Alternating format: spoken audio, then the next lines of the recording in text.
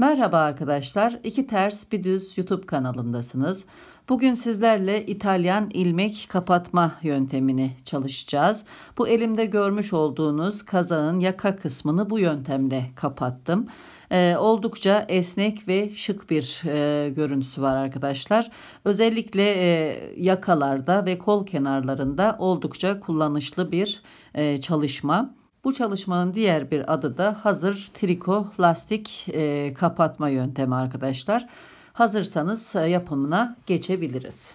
Bir önceki videomda İtalyan ilmek alma yöntemi nasıl uygulanır bununla ilgili bir video paylaşmıştım. Şimdi örmüş olduğumuz bu lastiği, birebir lastiği İtalyan ilmek kapatma yöntemiyle kapatacağız arkadaşlar. Başlangıç kısmı ile kapanış kısmı da aynı görüntüye sahip olacak. İlmeklerimizi kapatmaya geçmeden önce aynen başlangıçta yapmış olduğumuz gibi 2 sıra öreceğiz. Yani düz ilmekleri örerken ters ilmekleri örmeden alacağız. 2 sıra bu şekilde çalışacağız. İlk sırayı örüyorum. Düz ilmeği ördüm. Ters ilmeği örmeden alıyorum. Düz ilmeği örüyorum. Ters ilmeği örmeden alıyorum. Sıra sonuna kadar bu şekilde devam ediyorum.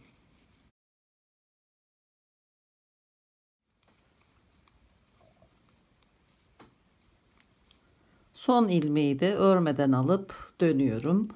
İkinci sırayı da aynı şekilde çalışıyorum. İlk ilmeği düz örüyorum.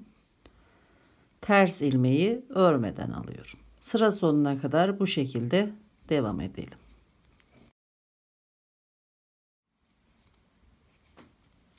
Son ilmeği de örmeden alıp dönüyorum.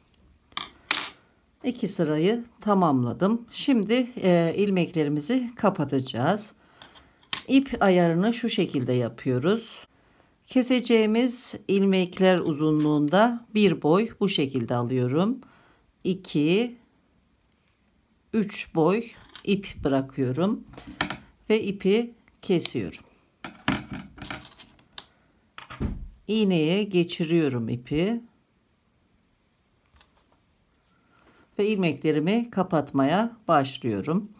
İlk düz ilmeğimize alttan şu şekilde iğnemizi batırıyoruz ve ilmeği serbest bırakıyoruz. Sıradaki ters ilmeğin ise sol tarafından batıyorum. İlmeği serbest bırakıyorum. Bundan sonra ilmekleri ikişer ikişer alacağım. İlk serbest bırakmış olduğum düz ilmeğin sol kanadını alıyorum. Şişteki ilmeğin de sağ kanadını alıyorum.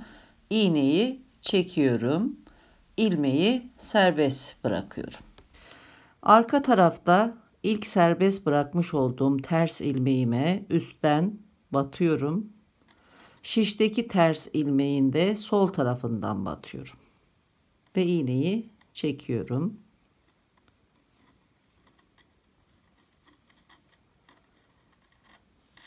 İlmeği serbest bırakıyorum.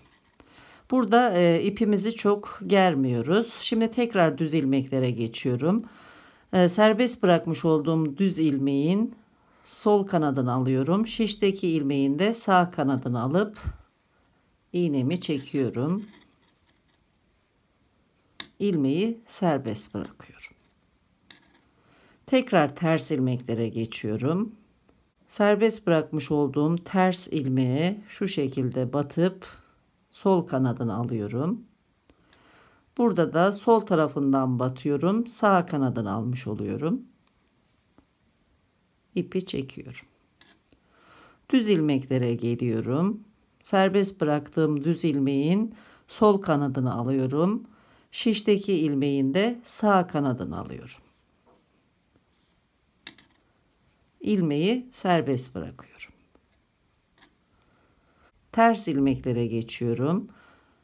Serbest bırakmış olduğum ilmeğin sol kanadını alıyorum şu şekilde. Şişteki ilmeğin de sol tarafından batıyorum. İlmeği serbest bırakıyorum. Düz ilmeklere geliyorum. Aynı şekilde Bu ilmeğin sol kanadını, şişteki ilmeğin sağ kanadını alıyorum.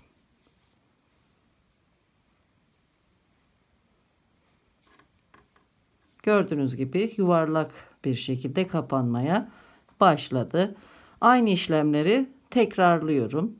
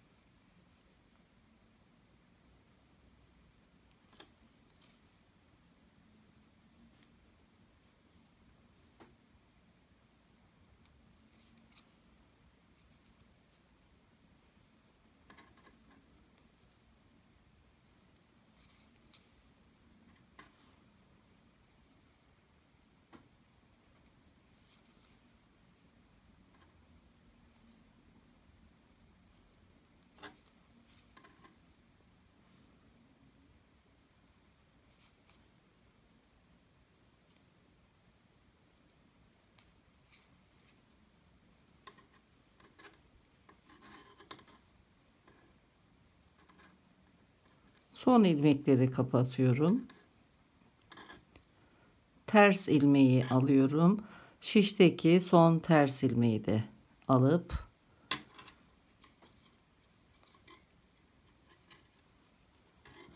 ilmeklerimi kapattım.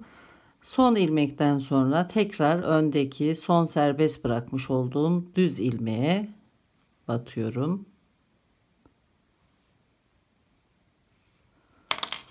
Ve ilmekleri kapatmış oldum. Gördüğünüz gibi esnek bir şekilde kapandı. Aynen başlangıç kısmı gibi üst tarafta yuvarlak bir şekilde kapandı. Gayet de şık ve güzel bir görüntüsü oldu arkadaşlar. Daha sonra ipi arka tarafta şöyle yürütüyorum.